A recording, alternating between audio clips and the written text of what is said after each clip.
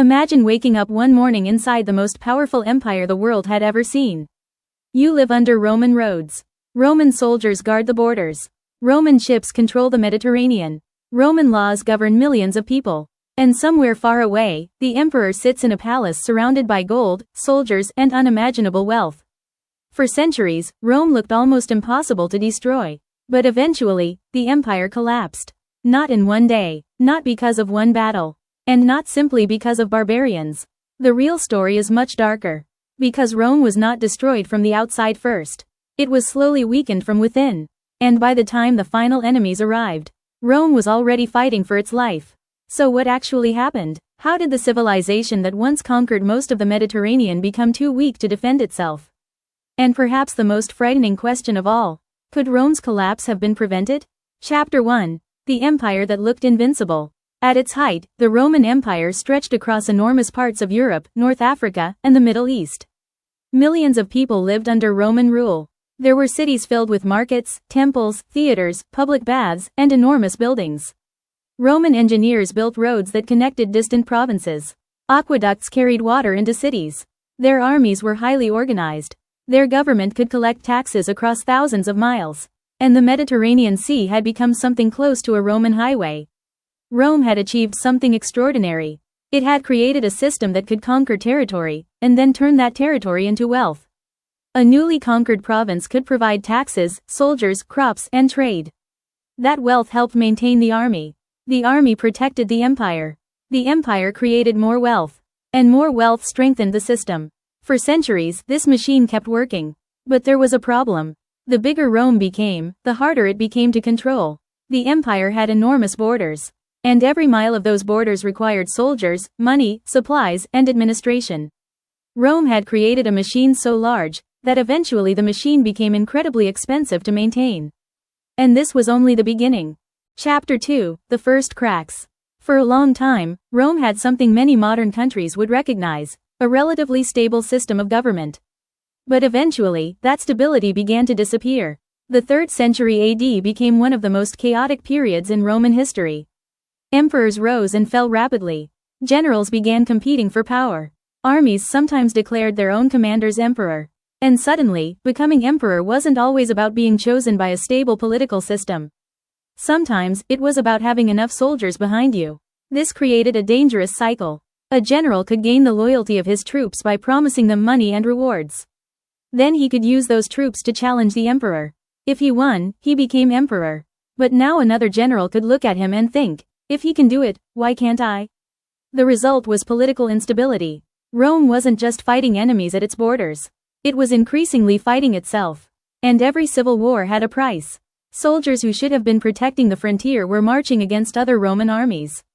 Cities were disrupted, trade suffered, taxes became harder to collect, and the empire's resources were being consumed by its own political struggles. But Rome survived. In fact, Rome would survive many more crises.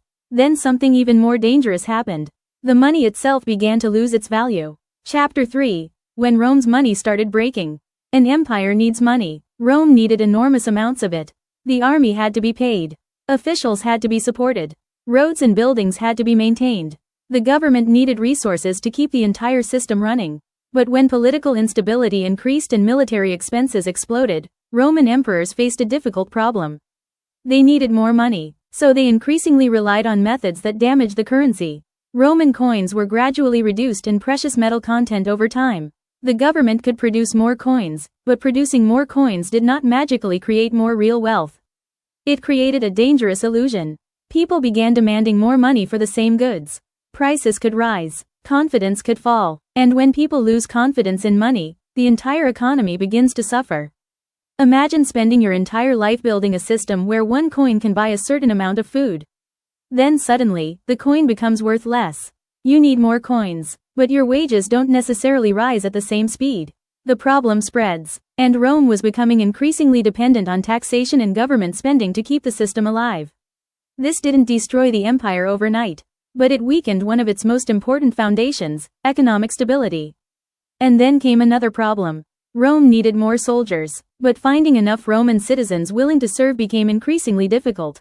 So the empire relied more heavily on soldiers recruited from outside traditional Roman communities. This wasn't automatically a disaster. Rome had recruited non-Romans for centuries. Many became excellent soldiers and loyal Romans. The problem was not simply that foreigners joined the army. The deeper problem was that the political and military system was becoming more dependent on powerful armies and commanders. And that created another question. Who did the soldiers really serve? Rome, the emperor, or the general who paid them?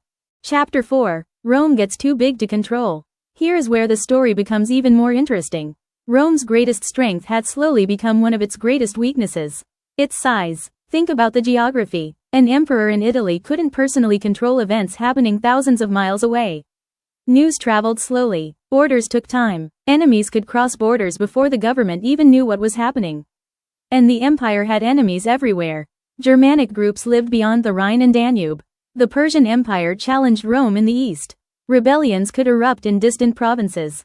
Pirates threatened trade, and ambitious generals were always watching the political situation.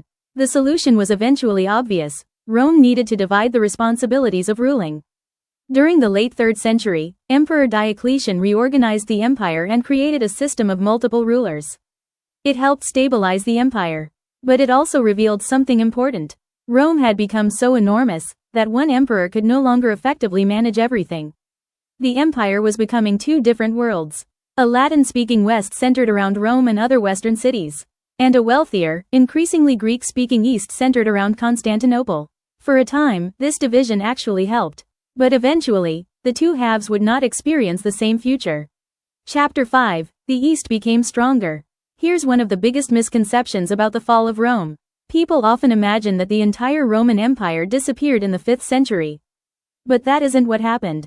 The eastern half survived, and it survived for nearly another 1,000 years. This matters, because it tells us something important. The Roman Empire did not simply collapse because Rome was doomed. Different parts of the empire had different strengths. The Eastern Roman Empire had wealthy cities. It controlled important trade routes. It had a stronger economic base. And Constantinople was protected by extraordinary defensive walls. The Western Empire had different problems. Its tax base was weaker. Its population and urban economy were under greater pressure in many regions. Political authority became increasingly fragmented. And powerful military leaders could control territory without completely depending on the central government. The West was becoming harder to govern. But then, one of the most famous events in Roman history happened. Chapter 6. The Barbarians at the Gates. In the year 376 AD, large numbers of Goths crossed the Danube into Roman territory. They were seeking refuge from the Huns. Rome allowed many of them to enter. But the relationship between the newcomers and Roman authorities quickly became disastrous. Abuse, corruption, shortages, and mistreatment contributed to growing tensions. Eventually, the Goths rebelled. In 378 AD, Roman forces met them at the Battle of Adrianople. And Rome suffered a devastating defeat. The Emperor Valens was killed. The Roman army had suffered a major shock. But the empire survived. Then came another turning point. In 410 AD, the Visigoths under Alaric entered and sacked Rome. Think about what that meant. For centuries, Rome had represented power. The city that had once conquered huge parts of the known world was now being entered by an army it could not stop. The psychological impact was enormous. But even then, the Western Roman Empire did not immediately disappear. Rome continued, emperors continued, taxes continued, armies continued, government continued. So if the empire was still functioning, why do we say it fell? Because the real collapse was happening underneath the surface. Chapter 7. When the government stopped controlling everything. A government doesn't need to disappear to lose power. Sometimes, it simply loses the ability to enforce its decisions. That is what increasingly happened in the Western Roman Empire. Local rulers became more important. Military commanders became more powerful. Some territories became increasingly independent in practice. The central government still existed. But its reach was shrinking. Imagine a giant tree. From far away, it still looks enormous. But underground, its roots are dying. The leaves are still there. The branches are still there. But the system keeping the tree alive is weakening. That was increasingly happening to the Western Empire. And then came another major problem, the loss of tax revenue. An empire needs taxes to maintain armies. But if provinces become unstable, tax collection becomes harder. If tax revenue falls, the army becomes harder to maintain. If the army becomes weaker, the government loses control over more territory. That causes tax revenue to fall even further. It's a vicious cycle: less money, less military power, less territory, even less money, and eventually, the empire becomes trapped inside its own decline. Chapter 8. The year 410 changed everything. When Alaric's forces sacked Rome in 410, the event shocked the Roman world. But the empire survived. What many people don't realize is that Rome was no longer the unquestioned center of imperial power. Political and military power had already shifted. The imperial court increasingly operated from other cities, and Rome itself became less central to the actual machinery of government. That is one of the great ironies of Roman history. The empire had been named after Rome, but by the 5th century, the survival of the empire no longer depended entirely on Rome itself. And then another famous event happened. In 455 AD, the Vandals sacked Rome. The symbolic heart of the empire was being attacked again. But the deeper problem was not the destruction of buildings. It was the destruction of confidence. Because an empire survives partly through belief. People must believe the government can protect them. They must believe taxes are worth paying. They must believe laws will be enforced. They must believe tomorrow will resemble today. When that confidence disappears, political structures become fragile. Chapter 9. The Last Emperor. By the 5th century, the Western Roman Empire had become a shadow of what it once was.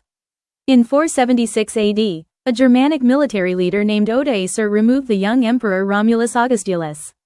He did not destroy Rome in a dramatic final battle. There was no single explosion. No giant army marching into a burning city. The Western imperial office simply ceased to function in the way it once had. The date 476 is therefore often used as the traditional end of the Western Roman Empire. But here's the important part: 476 was not the moment Rome suddenly died. It was the moment historians could point to and say, this is where the old political structure had finally ended. The collapse had taken centuries. And that's what makes the story so fascinating. Rome wasn't defeated by one enemy. It was weakened by a combination of problems: political instability, economic pressure, military costs, civil wars, loss of territory, administrative difficulties, and external invasions that became more dangerous because the empire was already weakened. The barbarians did not create every problem. They exploited many of them. Chapter 10. So, why did Rome really fall? So let's return to the question. Why did the Roman Empire really collapse? The simplest answer is, there was no single cause.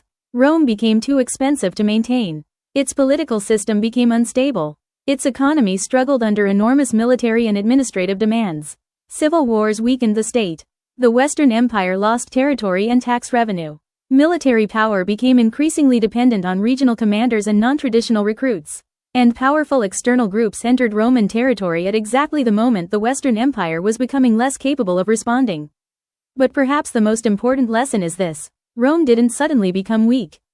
It became slightly weaker, again and again, over generations. A little political instability here. A little economic pressure there. A lost province. A civil war. A military defeat. A financial crisis. Another invasion. Another emperor. Another emergency. Each crisis could be survived. But together, they changed the empire.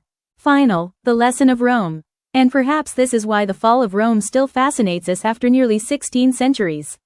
Because Rome didn't look like a civilization that was about to disappear. It looked powerful. Its buildings were enormous. Its army was feared. Its laws influenced the world. Its cities were filled with millions of people. But underneath that power, the system was becoming harder to sustain. And that may be the most important lesson of Rome. Civilizations rarely collapse because of one bad day. They collapse when problems that once seemed manageable begin connecting with each other. Political problems create economic problems. Economic problems create military problems. Military problems create political problems. And eventually, the system enters a cycle it can no longer escape. Rome didn't fall because one enemy was stronger than Rome. Rome fell because, over centuries, the empire became less capable of solving the problems it had created for itself. And when the final blow came, there wasn't enough strength left to stop it. The empire that once conquered the Mediterranean had slowly reached the limits of its own power. And perhaps the most haunting part is this: Rome's greatest enemy was not waiting beyond the border. It was the growing gap between the empire Rome had built and the empire Rome could still afford to maintain. That is how Rome fell. Not in a single moment, but one crack, one crisis, one generation at a time.